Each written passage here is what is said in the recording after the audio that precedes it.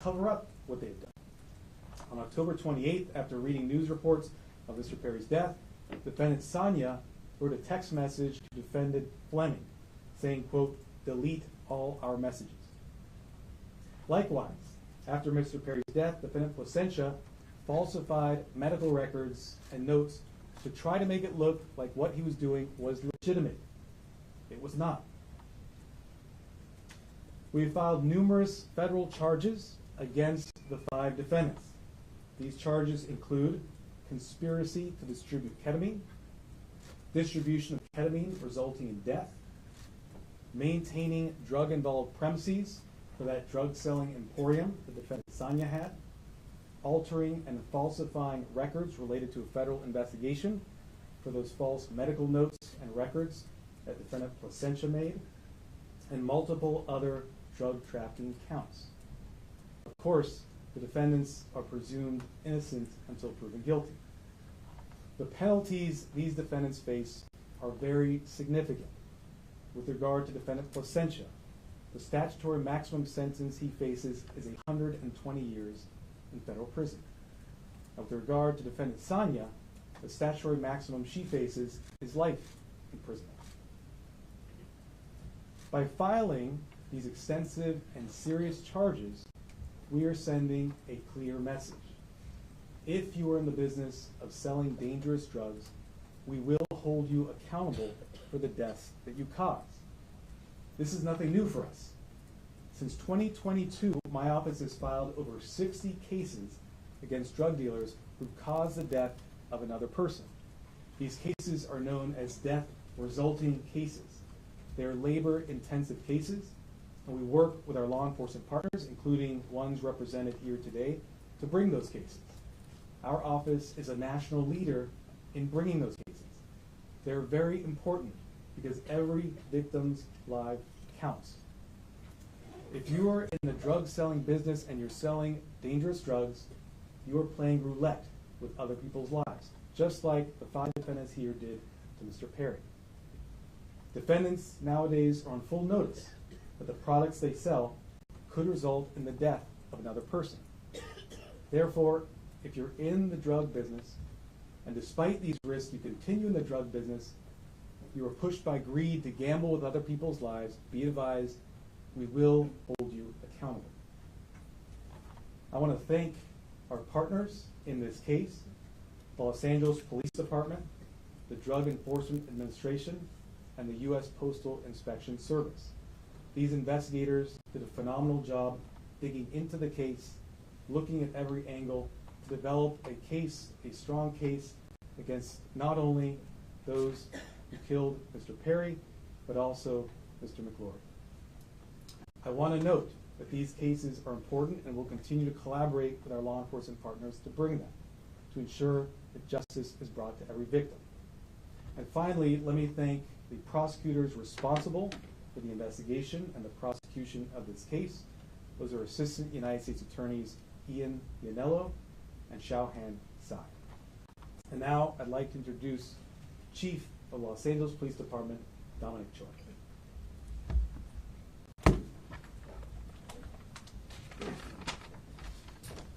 All right. Good morning, and thank you, Martine. You know, while it's tragedy that brings us all here together, I'm happy to stand here knowing that these dangerous individuals are no longer on the streets and they won't be able to harm anyone else. The Los Angeles Police Department and our partners here today. All right. Good morning, and thank you, Martine. You know, while it's tragedy that brings us all here together, I'm happy to stand here knowing that these dangerous individuals are no longer on the streets and they won't be able to harm anyone else. The Los Angeles Police Department and our partners here today, we're committed to investigating all cases like this, and it's regardless of someone's background or socioeconomic status. And just with all of our cases, this investigation was done impartially. We let the facts drive this investigation, and those facts led us to a group of individuals who were responsible for supplying and distributing to Mr. Perry narcotics that led to his unfortunate and untimely death. The group standing here today It's a prime example how our partnerships and our collaboration can yield meaningful results. I want to thank LAPD, our Robbery Homicide Division, who's standing in the back there, the U.S. Attorney Martin Estrada and his team, the DEA and her team, as well as the U.S. Postal Inspection Service and their team for their hard work, diligence, and real patience. Now, I know people think this took a long time, but there was a lot of work, a lot of investigative strategies that went into this to make sure that there's a solid case and that we can pursue this in the courts.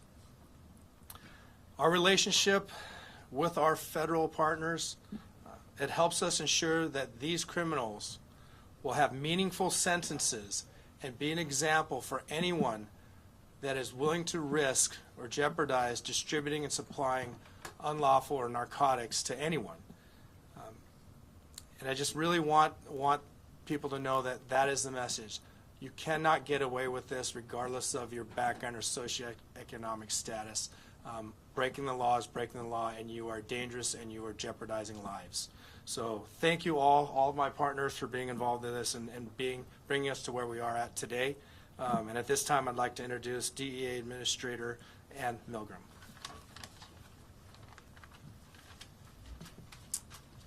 Good morning.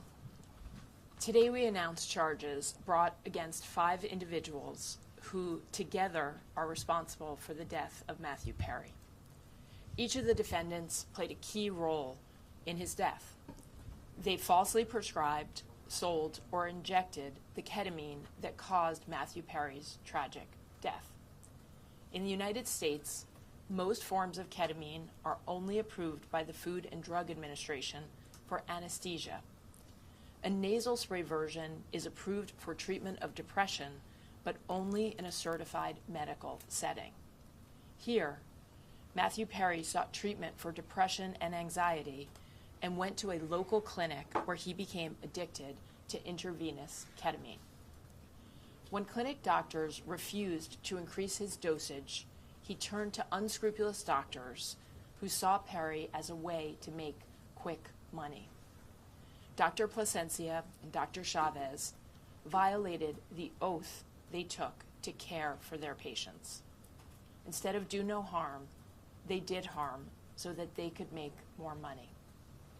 Without performing any medical evaluation or monitoring, they supplied Matthew Perry with large amounts of ketamine in exchange for large sums of money, charging Perry $2,000 for a vial that cost Dr. Chavez approximately $12.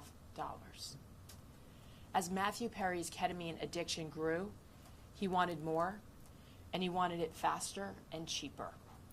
That is how he ended up buying from street dealers who sold the ketamine that ultimately led to his death. In doing so, he followed the arc that we have tragically seen with many others, whose substance use disorder begins in a doctor's office and ends in the street. Perry turned to his street dealer, Eric Fleming, who sourced his ketamine from a drug trafficker known as the Ketamine Queen, Jasveen Sangha. The ketamine supplied by Sangha would ultimately be the dose that took Matthew Perry's life. Sangha knew that the ketamine she supplied could be deadly, since in 2019 she had sold ketamine to Cody McLaury, who died at the age of 33. But despite this knowledge, she continued to sell ketamine and methamphetamine throughout Los Angeles. Matthew Perry's journey began with unscrupulous doctors who abused their position of trust because they saw him as a payday, and it ended with street dealers who sold him ketamine in unmarked vials. The desperation that led Perry to these individuals was not met with help, as it should have been from the doctors, but instead it was met with exploitation. Exploitation by those who should have guided him toward help. This betrayal of trust is at the heart of this tragedy. Since 2023, DEA has investigated nearly 500 drug poisoning and overdose cases just like Matthew Perry's. We run a national initiative known as OD Justice, where we work with our state and local law enforcement partners to conduct investigations after someone has passed away. And it is important to note that the national model we today have in every 50 state across the United States is based on the work that started here in Los Angeles. We began this work with our partners in the Los Angeles Police Department and with other local police departments and sheriff's offices in California, in the Los Angeles area, and with the U.S. Attorney's Office. And today it stands as our national model for this critical work. Together, as part of OD Justice, we work to bring justice for the lives that have been lost and to stop others from dying. Regardless of the size or scope of a drug distribution network, the DEA will work nonstop to uncover and disrupt this illegal activity, and in this case, the deadly activity. I want to close by noting that Matthew Perry's death is not just a tragic overdose. After his 2020 book openly discussed his struggles with substance use disorder, Matthew Perry told podcast host Tom Power that he would prefer to be remembered for helping people rather than for his work on Friends as Chandler Bing. And so perhaps what has happened and the tragic details that we are discussing today can help others and save lives. I want to thank the Los Angeles Police Department, the United States Postal Inspection Service, and the United States Attorney's Office in the Central District of California for their tremendous partnership and their outstanding dedication to this case.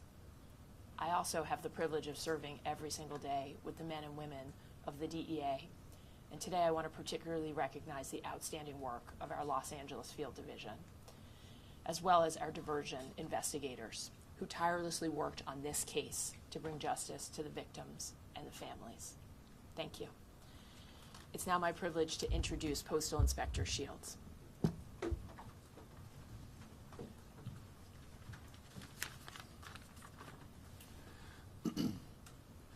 Good morning, and again, welcome.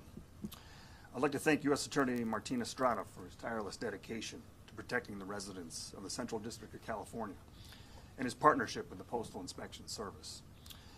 As the nation's oldest law enforcement agency, the Postal Inspection Service has had a long, proud, and successful history of combating criminals who misuse our nation's postal system and cause harm to our employees and customers.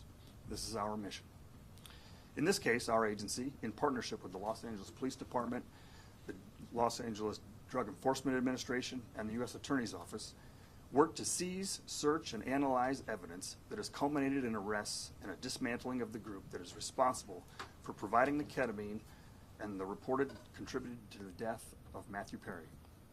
In this case, these individuals knowingly and willfully distributed ketamine to Mr. Perry as he struggled to overcome addiction, which ultimately led to Mr. Perry's tragic demise. Unfortunately, every day in this country, families are grieving for their loved ones lost to drug overdoses. We want these families and the American public to know that the Postal Service will not be an unwitting accomplice to anyone using the U.S. mail to distribute illegal drugs or drug paraphernalia. The Inspection Service continues to work tirelessly to rid the mail of illicit drugs, fight drug trafficking and the associated violence, preserve the integrity of the mail, and most importantly, provide a safe environment to postal employees, customers, and the American public.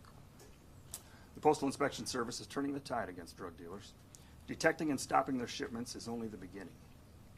Tracing illegal drugs back to the source and shutting them down is the ultimate mission. Once again, a tremendous thank you to our partners in federal and state and local law enforcement, as well as the U.S. Attorney's Office, for their continued collaboration and hard work in support of this mission. Thank you.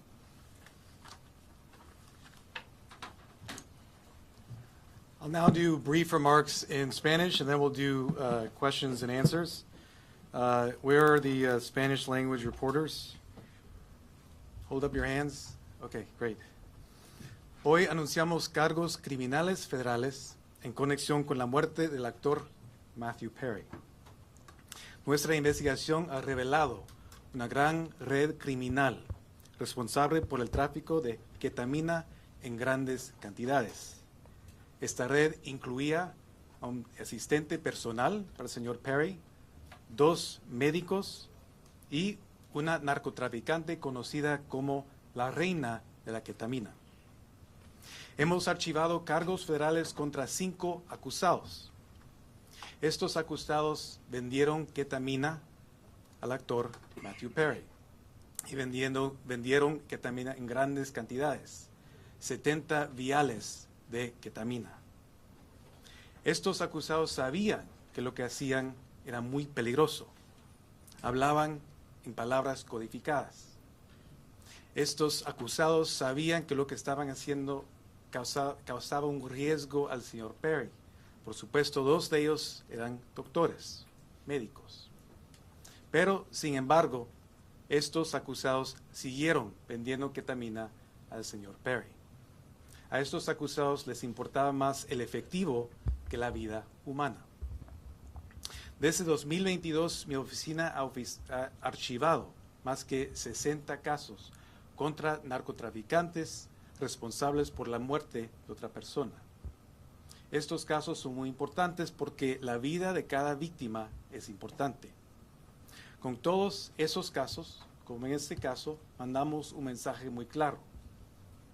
No vamos a tolerar a los narcotraficantes que apuestan con las vidas de otras personas. We'll now do question and answer. Any questions? Yes. My first question is, the person that found Matthew Perry in the hot tub, is that also one of the people who's being charged in this case? Is that the assistant? I didn't hear that. Can you repeat the question? Yes, the person, the assistant that's being charged in this case, is that also the person that found Matthew Perry in the hot tub? So the personal assistant we charged is Defendant Kenneth Iwamasa. He was the one live-in assistant for Mr. Perry. Is he the one Yes. that found him in the hot tub? Yes. The doctor, when the patient tragically died in 2019, did law enforcement look into that death when they found out the patient died? I can't comment on that. What I can say is that through this investigation, we were able to connect Defendant Sanya to that death in 2019 and file a charge related to that to vindicate the victim, Cody McLaury. Are there any details about the search Yes. warrant? Can you talk a little bit about, and maybe this is for DEA Administrator Milgram, but can you talk a little bit about the line between legitimate ketamine therapy treatment and was, Matthew Perry ever receiving legitimate ketamine therapy treatment? And then when did that cross over? Were the defendants involved in that clinic where he was receiving legitimate treatment, if that's the case? So let me say this. Yes. In this case, we are not talking about legitimate ketamine treatment. We're talking about 2 doctors who abused the trust they had, abused their licenses to put another person's life at risk. 5 defendants who, as I mentioned, knew what they were doing was wrong. In fact, one of them had sold ketamine that resulted in the death of another person in 2019. Nothing about what we see today was legitimate, and that's why we filed criminal charges. Was he ever? Yes. Is this the beginning of an enforcement effort specifically against ketamine? I know you mentioned past cases, the 60 cases, and DEA mentioned it as well. Is there going to be a focus specifically around ketamine? I think what you've seen is that this is not the beginning, but a continuation of an enforcement effort against synthetic drugs of all kinds. Synthetic drugs, ketamine, but also methamphetamine, fentanyl, are killing people each and every day. We in law enforcement and with the U.S. Attorney's Office are on a campaign to address this and send a message that if you sell drugs, it results in the death of another person, the consequences will be severe. Any details about the search warrant? ¿Nos puede decir de los doctores que fueron detenidos? Hay 2 doctores que son los acusados en este caso, el doctor Plasencia y el doctor Chávez. Los 2 están acusados en este caso. El doctor Plasencia fue arrestado hoy en la mañana. El doctor Chávez ya ha sido preso y también ya ha declarado su culpabilidad. Any details about the search warrant as to when it was executed, besides the drugs, any other items that may have been seized or recovered? So with regard to defendant Sanya, that search warrant was executed earlier this year. During that search, as I mentioned, we found not just 80 vials of ketamine, thousands of pills containing methamphetamine, cocaine, bottles of Xanax and other illegally prescribed drugs, and drug-selling paraphernalia. As I mentioned, it was a drug-selling emporium. You have your hand up in the middle. Yes, Nikki Smith with Entertainment Tonight. Are there any other celebrities involved in this investigation? And if so, who? I've mentioned the defendants in this case. We have 5 defendants. The lead defendants are defendants Jasveen Sanya, Salvador Plasencia. We also have defendants Mark Chavez, another medical doctor. We have defendant Kenneth Iwamasa and defendant Eric Fleming. We look at the evidence, we see where that goes. We don't charge people based on whether they're celebrities or not celebrities. We charge them based on the evidence. Yes. I think what my colleague here was getting at before is in the autopsy report that was made public about his death, there were 2 physicians who were listed as being involved in Mr. Perry's treatment prior to his death. One of them was involved in what appeared to be legitimate therapeutic use of ketamine. Is there any indication that the people who were doing the off-label recreational use were connected with the legitimate therapy he was getting at any point? And So the what I'll second- tell you is, before we get to your second, what I'll tell you is that in our cases, we go where the evidence leads us. We also respect patient privacy. What I will say is an autopsy was conducted. That autopsy showed Mr. Perry died as a result of the acute effects of ketamine. I won't go into further detail about Mr. Perry's personal history. Okay. Yes. And then Were any of the 5 charged on your radar prior to Perry's overdose? I can't comment on that. What I will say is the investigation is ongoing, but what we're announcing today are serious federal charges against these 5 defendants, supported by an extensive investigation. Sir, can you clarify the relationship? This woman had been patiently, had her hand up, yes? Yes, Chavez was detained. When was he detained and was it related to this case as well? Defendant Chavez is a defendant in this case. Right. We filed this morning a plea agreement for defendant Chavez. So he's already not entered, but we have a filed plea agreement for him. 2 other defendants, defendant Iwamasa, have also signed plea agreements. That plea agreement has been entered. And defendant Fleming has signed a plea agreement. That plea agreement has been entered. As I mentioned, the 2 lead defendants in this case are defendants Plasencia and defendant Sanya, who were arrested this morning. Yes, sir. No. There's the patient man behind you. There's Armand. Fiscal, ¿nos puede identificar a los 5 detenidos y nos puede relacionar cómo comenzó la investigación con la reina de la ketamina en el 2019? Sí, hay 5 acusados y ya nombré los acusados. Hoy en la mañana 2 fueron arrestados. Fue la acusada Sanya y el acusado Plasencia, que fue un doctor médico. Sir, can Yes. Yeah, there were reports this morning that the investigation could have uncovered other celebrities who may have been buying from this same network. Is that accurate? Can you give us any sense of the customers that they were dealing with? So I can't comment on reports that are out there, their accuracy or inaccuracy. What I can tell you are the facts that we developed through our investigation. Those facts are what I've related to you this morning. Yes. You mentioned the queen of ketamine out of North Hollywood. What does that actually mean? How big was the network of people to whom she was selling narcotics and specifically ketamine? What I can say about defendant Sanya, known as the ketamine queen, was that she was a major source of supply for ketamine to others as well as Mr. Perry. I think the fact that we searched her house and found a drug-selling emporium, including 80 vials of ketamine, would strongly suggest she was selling to many other individuals. Can you give a number? Dozens, tens? I cannot, unfortunately, a number, no. Any evidence as far as this has gone? You, let me, the gentleman there in the back. Extra TV, what has been Matthew's parents' or family's reaction to the news coming out today?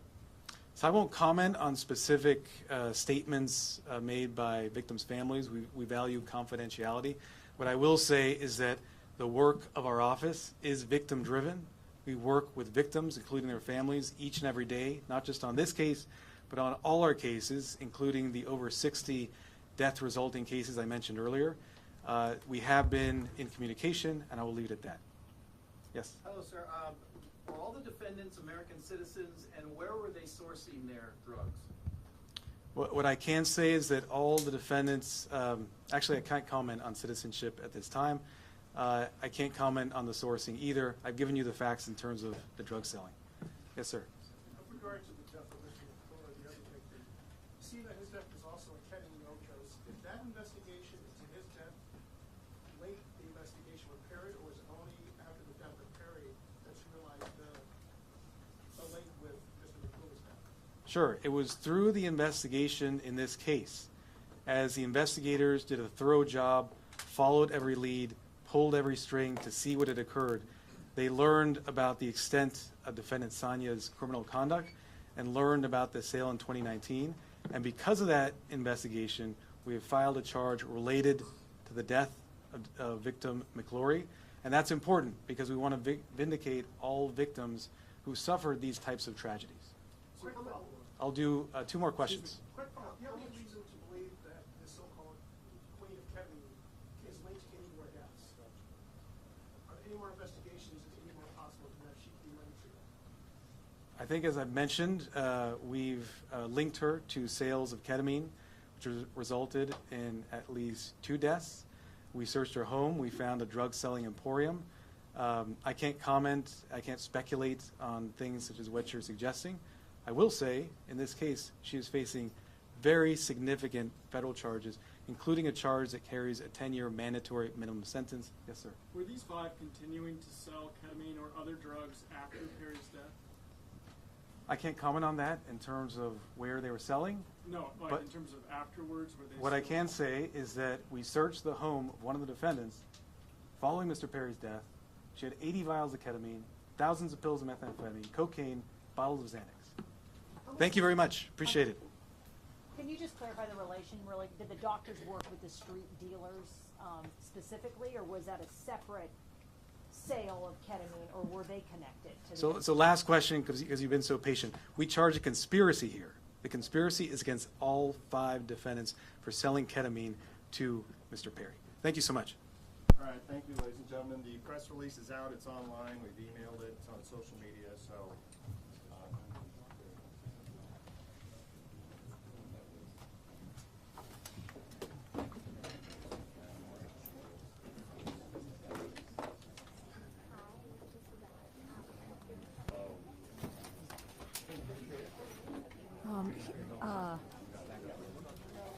What's his name? Ross Palumbo needs you to grab the chief. Grab He's what? here, apparently. You want the He's check? here, and he's